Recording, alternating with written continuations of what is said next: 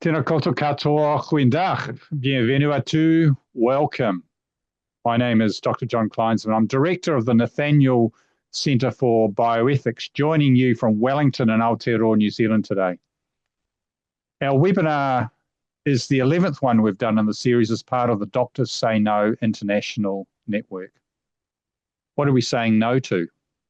While we may have different views ultimately about the legalising of assisted dying, as it is also sometimes referred to, or MAID, as it is known in Canada, we are of the same mind in believing that assisted dying is not part of medicine. Our network is made up of medical health practitioners who have signed an open letter which states, "We believe that neither assisted suicide nor euthanasia is a medical procedure. Doctors should place no role in the regulation or practice of euthanasia and assisted suicide." To date, there are 566 signatories from 19 different countries to the open letter. To quote again from that letter, "Leave doctors to focus on advocating for patients, to cure sometimes, to relieve often, and to comfort always." Please encourage your medical colleagues to consider signing this letter. We're very privileged today to welcome Professor Irene Tuffrey-Wijne, whose focus is clearly laid out in the title of her presentation. And that title is Reasons for Granting Euthanasia or Assisted Suicide Requests by People with Intellectual Disability and or Autism, an analysis of 39 case reports from the Netherlands. Thank you, Irene, for joining us today and for agreeing to be part of this presentation. Irene has an extensive bio which underscores her expertise on this topic. She's a Professor of Intellectual Disability and Palliative Care at Kingston University, London. She leads the award-winning KIND, Kingston University Intellectual Disability Research Group, and that group includes several researchers with an intellectual disability who are working together on projects around intellectual disability, dying, death, and bereavement. Irene is originally from the Netherlands, where she trained as a nurse before moving to the UK. She has explored the practice of assisted dying with regards to people with intellectual disability in the Netherlands between the years of 2012 and 2021, and that's the focus of this session. One of her current projects is a pilot study into how assisted dying is understood by and can be discussed with people with intellectual disabilities in England. Please note that the chat function is disabled. As the presentation progresses and as questions arise, please pop your questions to us using the Q&A tab, and there will be time at the end of the presentation for Irene to take your questions. Dr. Sinead Donnelly and hopefully Dr. Catherine Ferrier will be on hand to attend to your questions at the end of Irene's presentation. Irene, I'll now hand over to you. Goeiedag, hartelijk welkom en fijn dat je hier bent. Oh, sorry, impressed. Goedenavond. Good evening. I'm here. Thank you for that lovely introduction. I say my name is Irene. I'm based in London now, so it's evening here. End of my working day, and but as you say, I'm originally from the Netherlands. So this is my topic for this evening, and if you describe me as an expert in this field, I am a very reluctant expert in this field. It's not. I've done research and working around end-of-life care, how to support people with intellectual disabilities better at the end of their life. For many years, we do this together, as you've just said, with a whole team. Actually, I'll show you my team. Here we all are at Kingston University in London, and I'm a palliative care nurse by background. You know, that is really my focus, is how to make end-of-life care better for people. And I've rolled into this topic really because probably about 5-6 years ago, no, 10 years ago now, somebody asked me whether in the Netherlands there is anybody with an intellectual disability who's had euthanasia. And I wasn't sure, so I asked my colleague, my supervisor, Professor Leopold Curves, who supervised my PhD, who's from the Netherlands. I did that in the Netherlands. And he also didn't know, so I looked it up and I found online, I'll show you in a moment how that works, 9 cases of people with an intellectual disability or autism who had an assisted death. So I read all these case reports, I wrote it up, I published it, and a number of years later, when the assisted dying legislation bill again went through Parliament here in the UK, I thought I'd better update it and look at it again. And this was about 5 years later. I could then find 39 cases online. So I just sort of analyzed those cases and wrote up what we can learn from that. So let me take you through that. I'll tell you about that study that we did. I did this study unfunded and mostly on weekends and evenings and in holidays. Just because I thought it was so important that it needed somebody who was able to understand the language and who was able to who really sort of was interested and knew about intellectual disability. So that's why I decided to do this study. So I'm sure most of you will know this, but I think I'll just remind you about the legislation as it stands in the Netherlands at the moment. So this was the Termination of Life on Request Act, and I'll just take you through the 6 or the 8 is it, the due care criteria that need to be met before the doctor is allowed to do euthanasia. So the request must be voluntary, the suffering must be unbearable with no prospect of improvement. There is a requirement about informing the patient and about having no reasonable alternative. And then there are sort of practical things about consulting another independent physician and exercising due medical care and attention. I'm sure you've thought about that in this group, is to do mostly with the drugs that are used for euthanasia. So there are a couple of these requirements. As you can see, there's nothing in here about the illness about the length of life-limiting illness, and whether about somebody's prognosis. It's around suffering and unbearable suffering, and that clearly is, as you'll imagine, quite difficult to assess.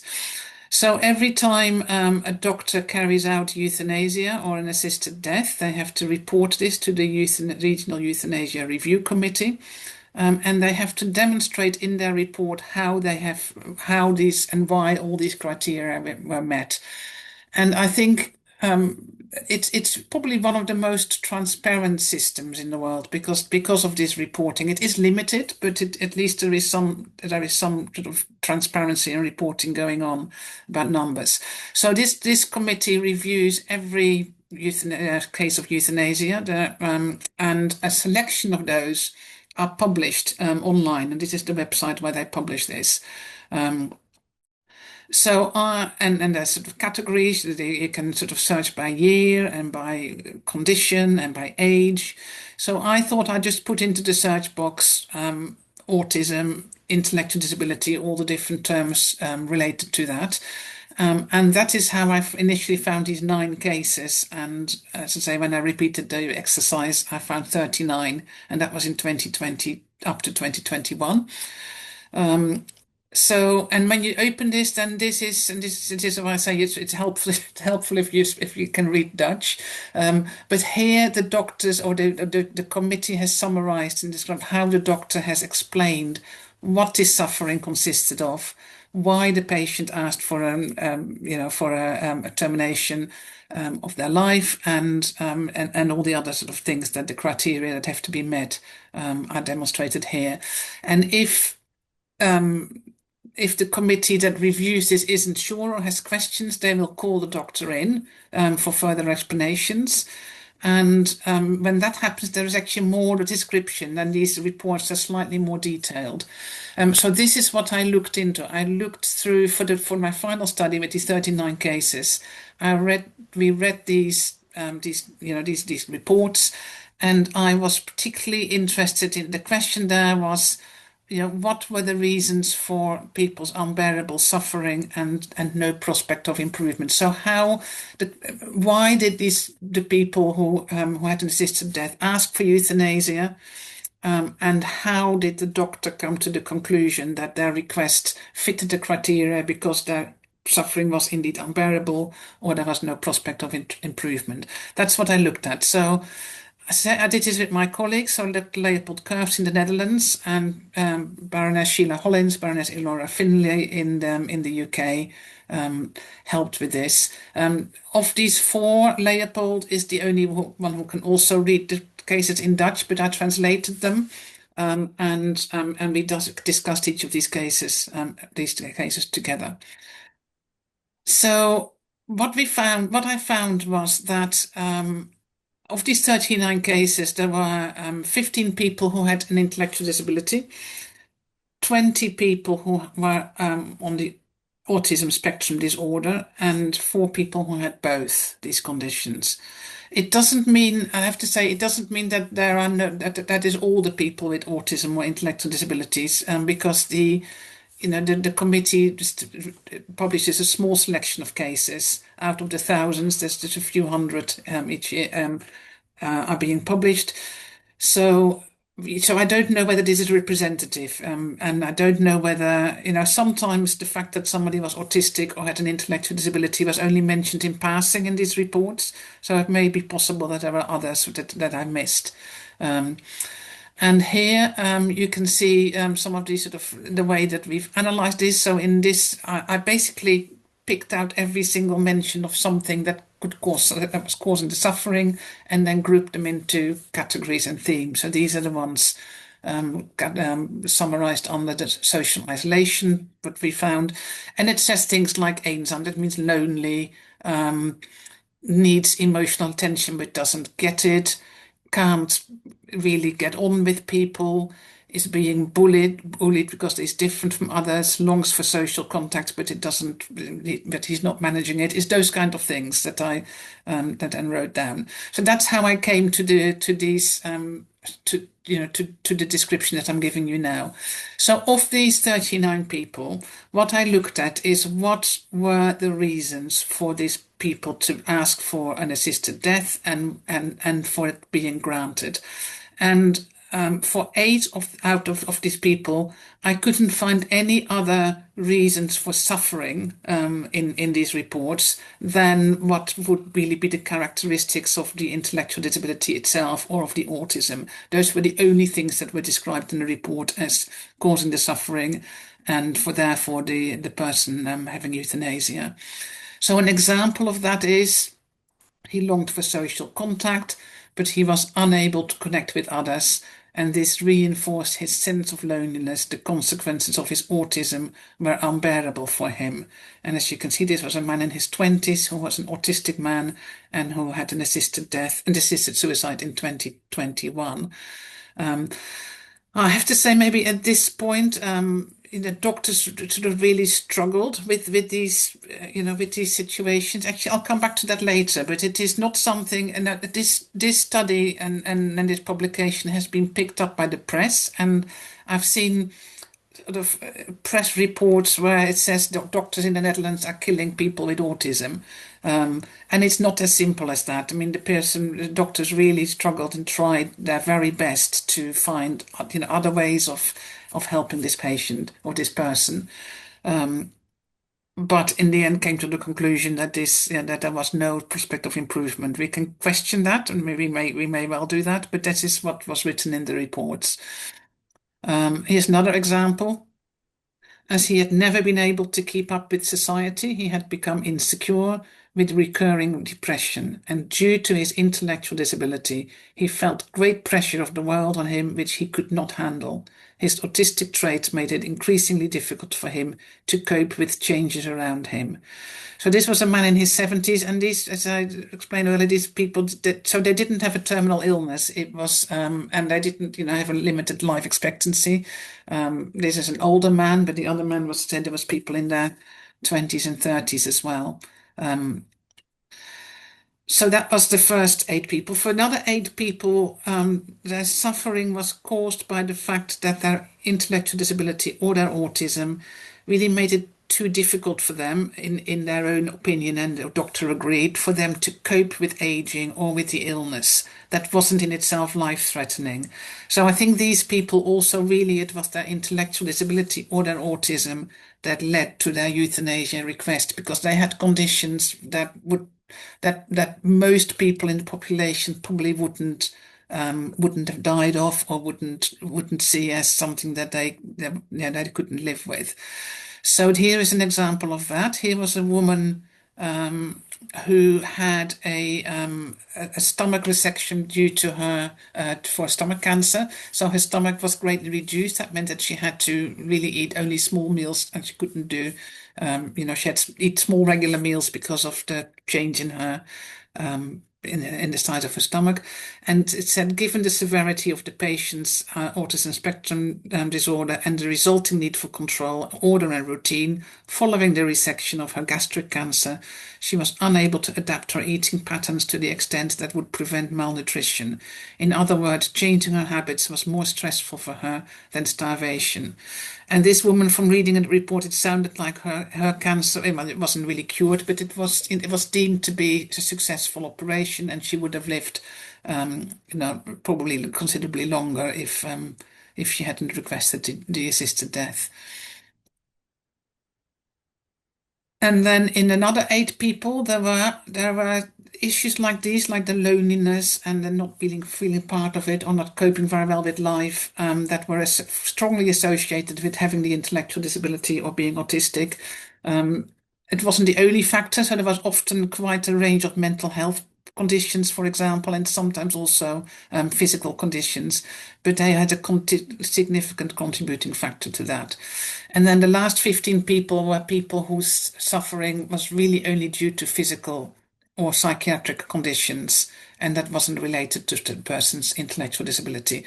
And these were probably seen to be more straightforward by the committee. Somebody who has advanced cancer is the kind of condition that in the Netherlands, it's quite normal now to ask for, normalized and normal to ask for euthanasia if you have an advanced cancer with a shortened prognosis.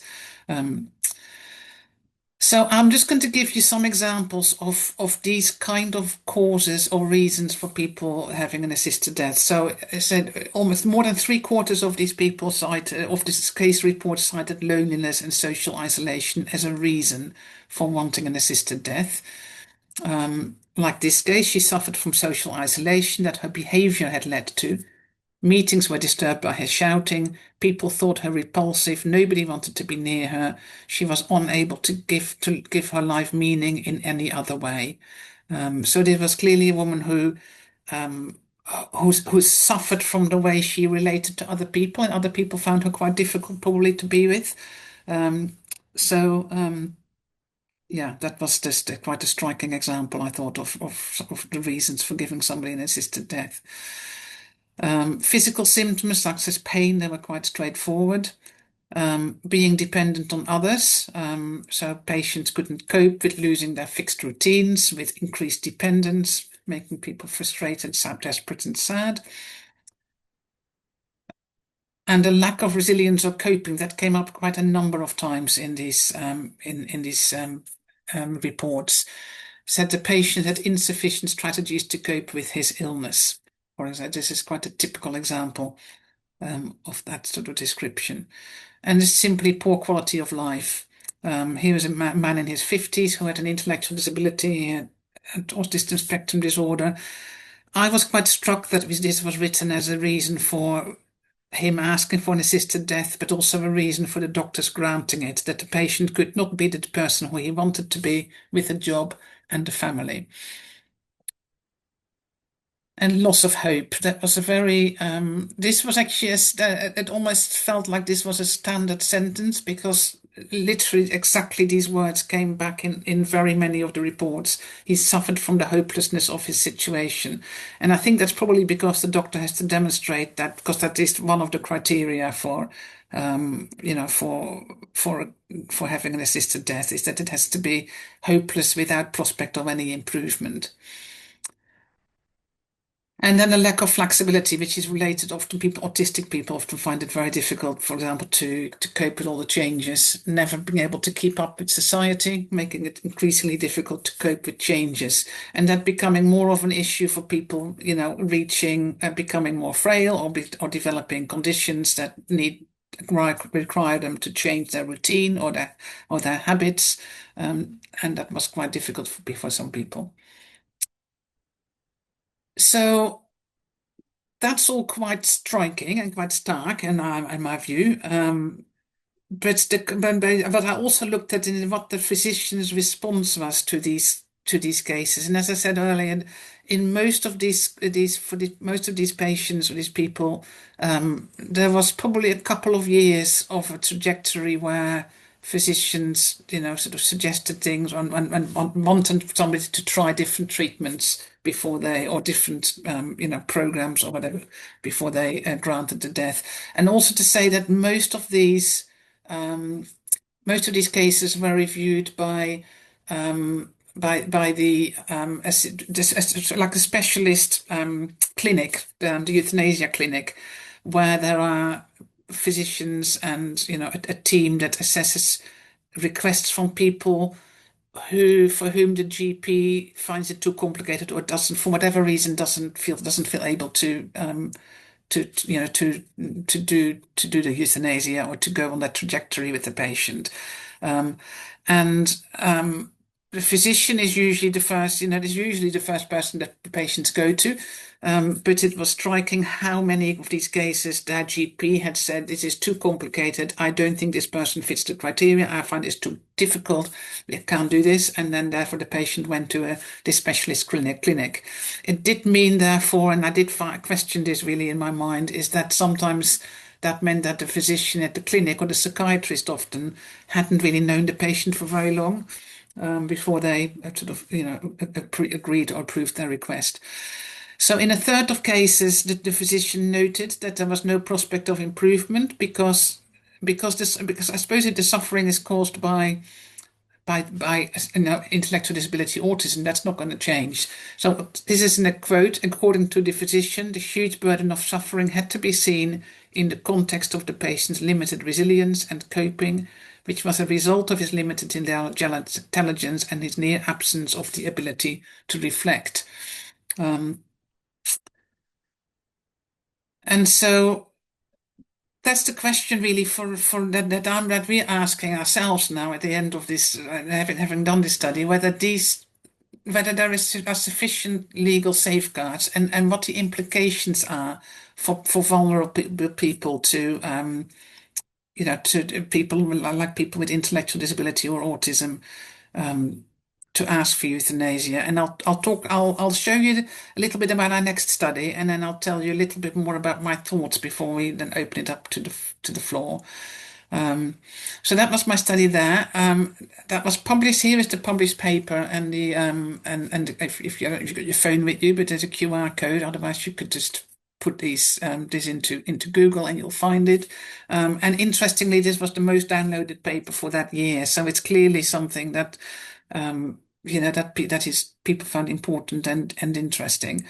And relevant. So since writing this, and I've become a bit of a reluctant expert on this because there isn't really that much done or written or known about intellectual disability, autistic people, and assisted dying. So I've been asked to give evidence in Canada and also in the UK to the select committees that are considering changes in the law. So that takes me to, show you a little bit more about our current study that I'm just starting, because as you may not know, in the UK, the assisted dying legislation is going through Parliament at the moment. So it keeps coming back up and being considered and debated. I put learning disability here because that is the term that we use in the UK for intellectual disability, but it's interchangeable. And there were a number of worries that we had about, well, quite a few worries I had about the assisted dying bill. And one of them is that clearly, we're not saying that if there is a law that people with an intellectual disability must be excluded from it, because that would be against the World Health Organization, the international law on the equal rights for people with disabilities.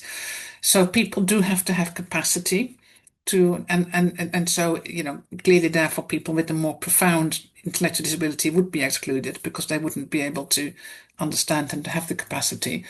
But it does mean that you have to be able to explain to people with an intellectual disability what assisted dying is, what the implications are. I have questions about the assessment of capacity and whether it's really fit for purpose for this quite severe topic and the implications. But clearly, to explain assisted dying to somebody with an intellectual disability requires you to make it to simplify it and to make it quite easy to understand. And I really don't know how anybody is going to do that. So we wanted to do a pilot study to see how we can talk to people about assisted dying with an intellectual disability. And the other thing that caught my eye in the assisted dying bill as it is going through Parliament at the moment is that it allows for doctors to introduce or to discuss the topic of assisted dying, or to basically to start that conversation with patients at their discretion. And that is a concern to me because to many of us in the UK who work with people with intellectual disabilities, however much you believe in choice, if somebody like a doctor or somebody in authority opens up this conversation, that could well be seen as as the preferred option for somebody in authority. So that's a worry. That's why we're doing this study. And as I say, I wanted to figure out how we can safeguard people from individual, because the way coercion is sort of described and understood is often on an individual level, with somebody by force of persuading somebody of their view. But I think there is also something like institutionalized societal coercion, and that's what I'm beginning to see in the Netherlands. And to hear, physicians from the Netherlands contacting me now and say they're concerned because they, if you live in a society where 1 in 20 deaths is an assisted death, then that's become quite a normal way of dying. Most people have, know somebody or have heard of somebody who has an assisted death. And a striking example of the issues that it raises for the kind of people that we had in this Dutch study is a physician who contacted me from an institution in the Netherlands or an organization that supports people with an intellectual disability, where one of their clients had gone to this euthanasia clinic because he wanted an assisted death, and he was on this trajectory, even though his doctors, the people who knew him well in his organization that supports him, didn't think he had capacity. The people from the euthanasia clinic did think he had capacity, so he was on this trajectory, and it made it difficult for the staff and to know how to talk about this with the other people in the organization. So if other people with autistic people who are also living there and seeing that one of their peers is having an assisted death because he can't cope with life, I think it raises a lot of issues about what that does in an organization and in an institution and in a society. So how do we really help people make decisions, and what influences their view, and how can we talk and explain assisted dying in a non-coercive way?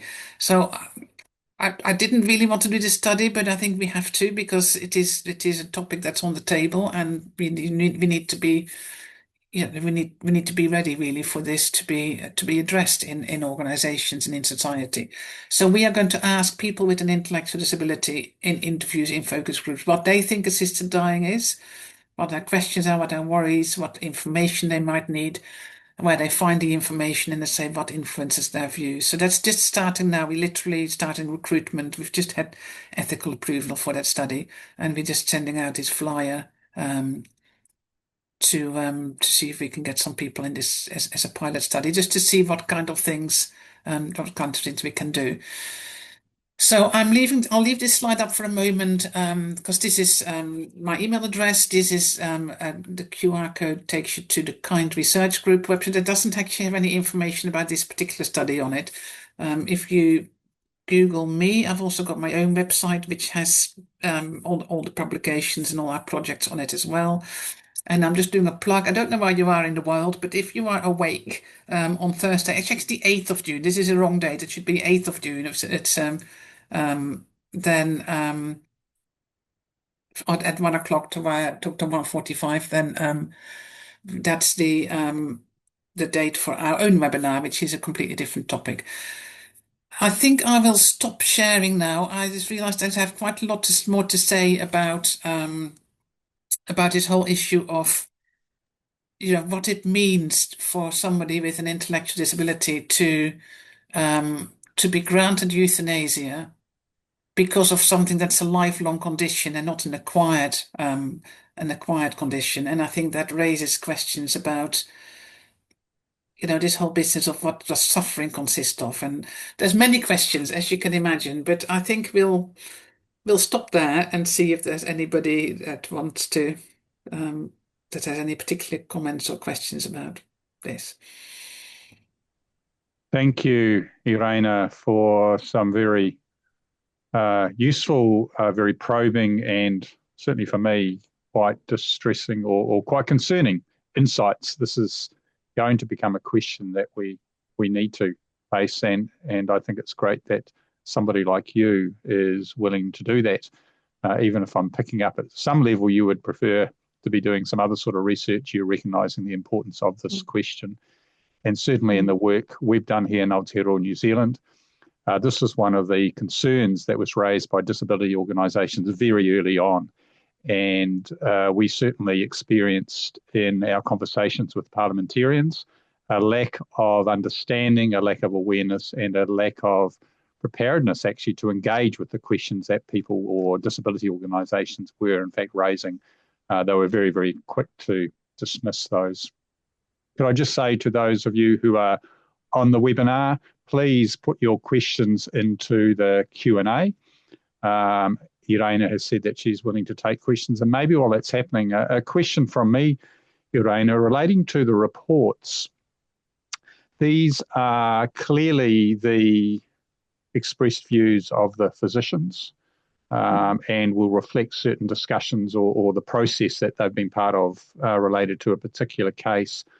I'm thinking with respect to an ableist worldview. I don't know what it's like in the Netherlands. Certainly in New Zealand, ableism is a big issue, and I would say is a strong narrative within our culture. I'm wondering whether, to what extent the descriptions and the reports that are being offered by physicians is reflected in or related to the way in which they are looking at that case and possibly even projecting onto some of these people the ableist worldview, the ableist assumptions, often unreflected assumptions, so that the decision becomes or the report reflects a decision. And maybe to put it really bluntly, I'm not expressing it particularly well, but it expresses basically their ableist prejudices and that they're looking for a way to be able to justify something. That might sound a fairly harsh critique, but I'm just wondering the extent to which it's a reflection of the broader ableist views of society, I guess, the way in which they are assessing those, that they see what they are being programmed to see because they are embedded in this strongly ableist narrative. Maybe you'd like to comment on that. Yeah, no, it's a good question, and I think it's because that's the difficulty with this with the Dutch criteria, is that they are so subjective. How is the doctor going to assess that somebody is suffering unbearably? And some of the guidance in the Dutch legislation says that the doctor has to be able to put himself in the patient's shoes and sort of almost feel along with the patient. And for for many sort of end-of-life terminal conditions, painful conditions, that might be easier to do. But there were a number of descriptions where the doctor initially refused because they couldn't imagine the patient suffering. They couldn't quite get their head around it. And then they had, there was an intellectual disability or an autism expert who said, well, people suffer differently. And so they stepped away sometimes from being able to feel along with the patient. and sort of othering this person. They suffer differently, and therefore we can this does fit the criteria. But there's definitely concern, and the doctors also did struggle with this as well. Is to what extent, if somebody has a lifelong disability and this is their way of being, if you see what I mean, then it's almost impossible for us who don't have that condition to imagine what that is like, and that makes it very difficult for the doctor to assess and to agree that the condition is unbearable. And sometimes there were also cases where I wondered whether actually the doctor's assessment that the person had capacity was wrong, actually, quite plainly. So one example of that is there was a woman who had an intellectual disability who had tinnitus, which is clearly very, very distressing and unpleasant and difficult. And the doctor kept trying to explain that most people live with, there's ways of learning to live with this. But as soon as she heard or understood that she wasn't ever going to get rid of this condition, she wanted an assisted death. And the doctor sort of said, well, tried to help her, but so over 2 years she was persistent in her. She kept saying it was the only thing, she couldn't see any alternatives. So she kept asking. And in the end, the doctor said it was a voluntary and a well-considered contrast because it was so consistent. Whereas I'm thinking this is a patient who lacks capacity because they cannot weigh up all the alternatives to it.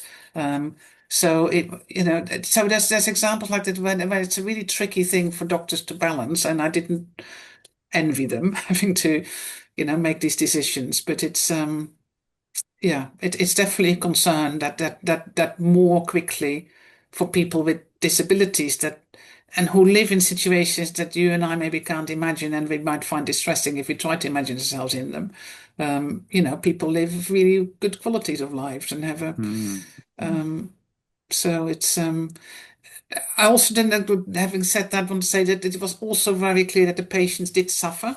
I'm not underestimating because I've had sort of messages also on social media saying, "Oh, you're not allowing us to have this. If people from autistic people, you can't imagine what it's like." It was no doubt that these patients were suffering. That was not my question. It's whether they were. The question is whether an assisted death is the right answer to that. For many reasons. Thank you, Irene. There are a couple of questions online. So, Catherine, maybe Sinead, if you can take one of the first questions that's there. Yep. Irene, it's from an attendee. Author Jonathan Sachs, in a book, Morality, challenges the momentum of individual autonomy as misdirected.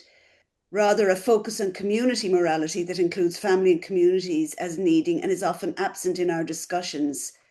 Your thoughts? Yeah. No, I completely agree. And that was frustrating. I mean, I have done as much as we can with these case reports because they are limited, right? I can only see what and it is the doctor's perspective. And very frustratingly, in hardly any of these descriptions did any family, friends, or people around them feature. So it's difficult to know to what extent other people were involved in these discussions. And autonomy, I mean, certainly for people with an intellectual disability, that people are not autonomous. It's not these are people who their whole life have often not even able to choose where they live or where they eat for dinner, or it's a community affair. People have often are not used to making decisions just by themselves, and I think probably it's the same for all of us, right? We make decisions taking into consideration the people around us and how it affects other people. But what was worrying me in this report is that it was only reporting on the conversation between the patient and the doctor, and these assessments on their own. And I would question that, whether that is the best way. I don't know whether that's because they didn't happen, and maybe they just didn't describe them because it wasn't part of their justification for granting the euthanasia. But it's it's definitely a concern. There's a question, I guess, from Canada where I am. It says, In 2027, Canada plans to extend euthanasia on demand to people with mental illness and no other diagnosis. Hypothetically, how many more cases would you estimate you would have found if such was the case? If I'm not mistaken, it's already legal for mental illness in the Netherlands. It's all, yeah, absolutely, and that is why these cases were there, right? I mean, if it was limited to life-limiting illnesses, then it would only be these, probably about 10 of these of the 39 would qualify, maybe not even that. So yeah, that is very much, and many of the people who had the euthanasia also had mental illness, mental health problems. Yeah, that featured quite highly. And that is, I'm no expert on that demographic in the Netherlands, but I know that it's on the rise. That is more and more people having euthanasia for mental health conditions. Yeah. Irene, I've just one other question here. Just out of interest, was it difficult to get ethical approval for the study that you're about to embark on?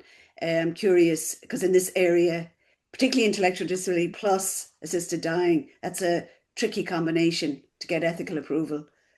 Yes, well, you catch me at a very good moment because we got ethical approval through yesterday. Yes, we were quite one, and actually that was quite good. So the study I've described, I didn't need any ethical approval because these are publicly online published report. Anybody can look at them and make sense of them. But this study, yes, it was. Well, because suppose we're very experienced in doing studies with people on death and dying, and but this one, more than any of my other studies, I am concerned about how we do it and who does it with us. Because I have four co-researchers with learning intellectual disability. Only one of those I think would be able to. So we're training him up to help with the interviews.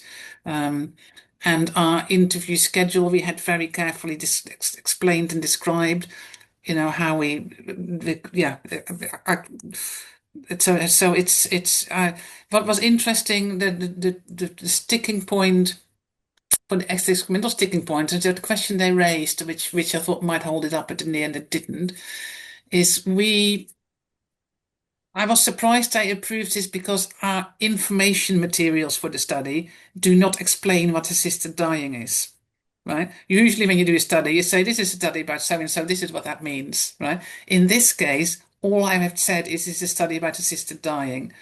Do you want to talk to us about this? It doesn't matter if you don't know what it means. We'll still want to talk to you because that's our first research question. If we're going to tell people what it is, then we've answered, then we've put words into people's mouths, and I want to know what they think it is.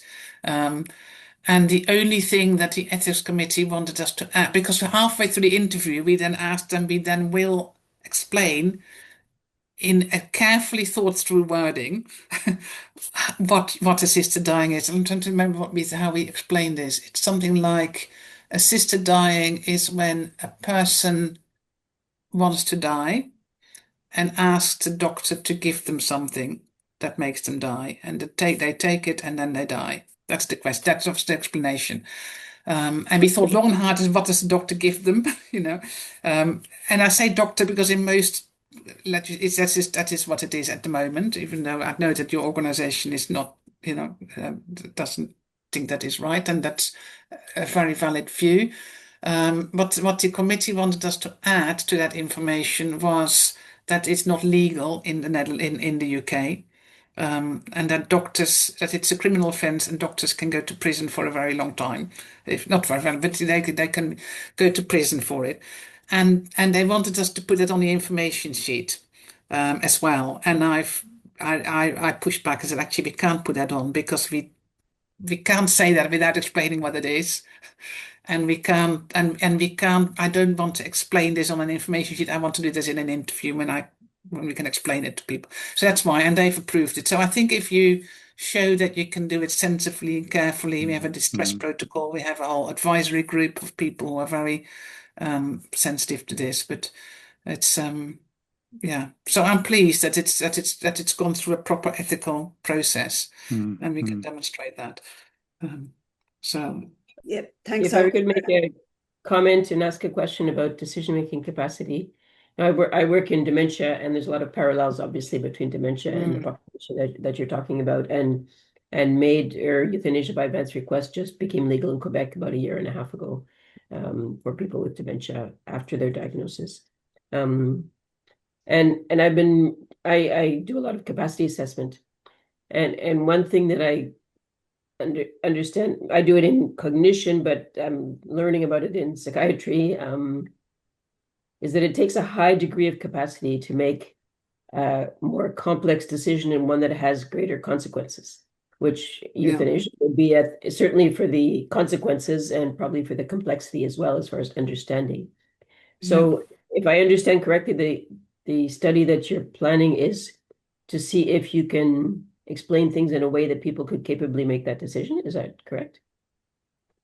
Yeah, it's to see, how you can explain this to people in a way that, exactly, in a way that people can understand. And I also want to know, to assess. I mean, we're struggling with, because we tested our questions with some of the people that, in our network, and I realized that the difficulty with sort of capacity assessment for this population and this topic is that, as I said earlier, you have to simplify things that are not simple, right? Yeah.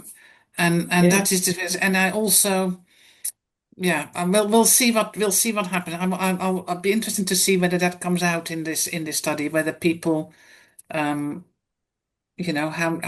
people talk about it, and whether it's, how much nuance and of the complexities people understand of this topic. That'll be interesting. Irene, I'm just wondering, your study was up to, or your review of the details on the Dutch, regional the sites was up to 2021. I'm just wondering, are you planning to just check in on what's happening since then?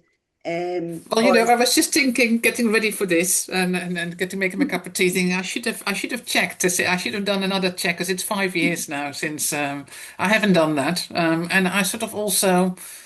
I can do, but I'm not sure what it shows. I mean, this Yes, because there wasn't really, it wasn't ever my purpose or even possible to say anything about numbers, right? yes, It's really about because we don't know about numbers. It's really about the issues and the underlying reasoning and the issues that come up. And I'm not sure whether that would change. I mean, I can look. I'll be interested in reading more, but I'm not sure it needs another study.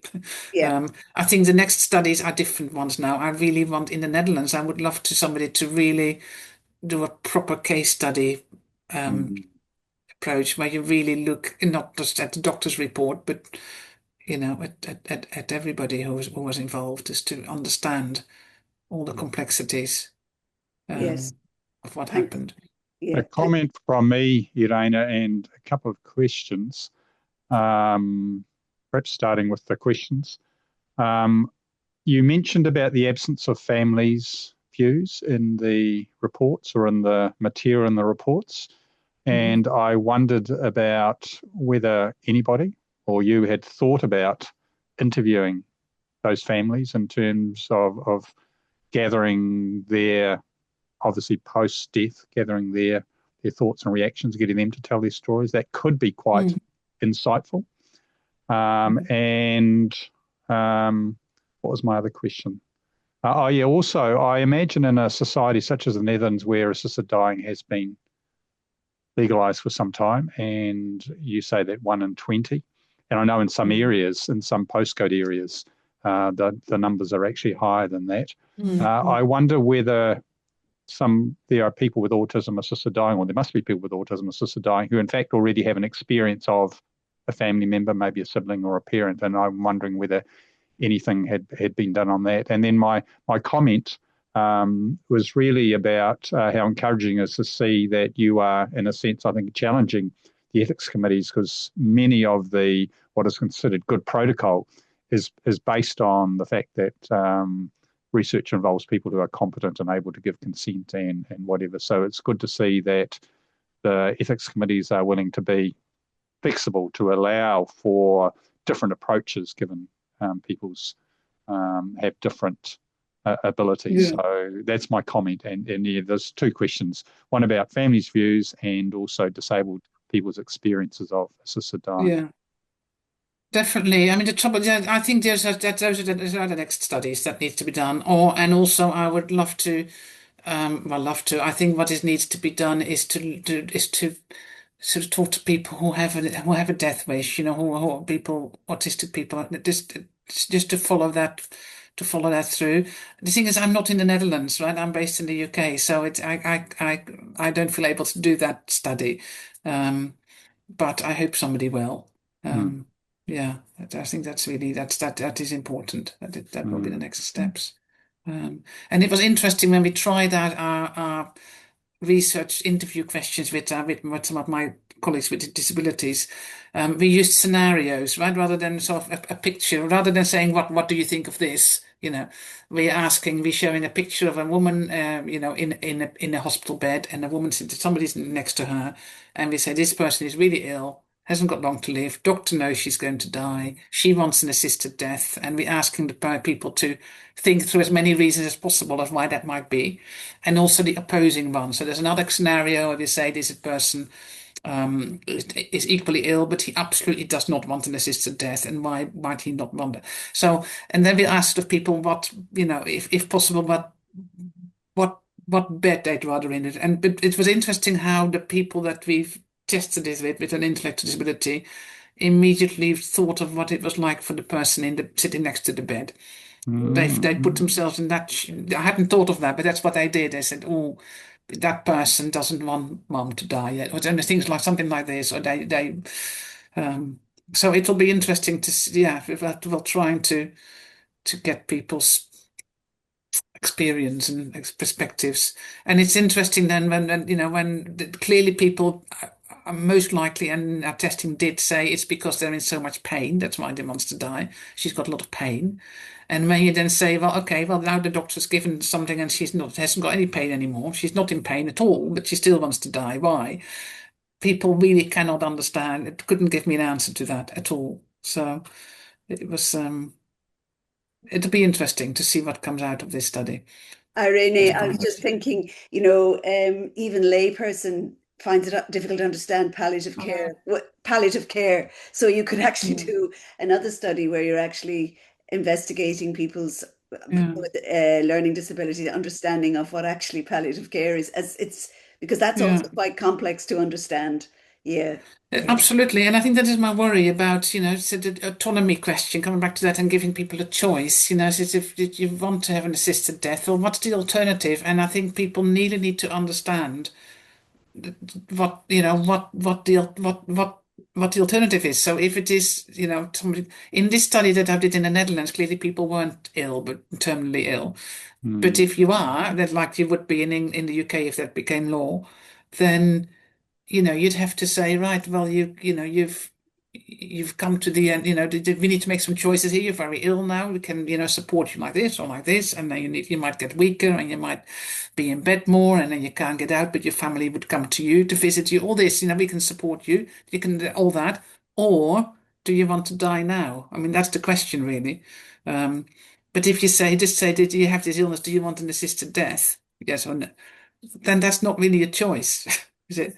And that's difficult that people can, and I think that maybe is what's happening in the Netherlands when it's become so standard, really, because you say most people, know somebody. It's quite a standard way of dying now.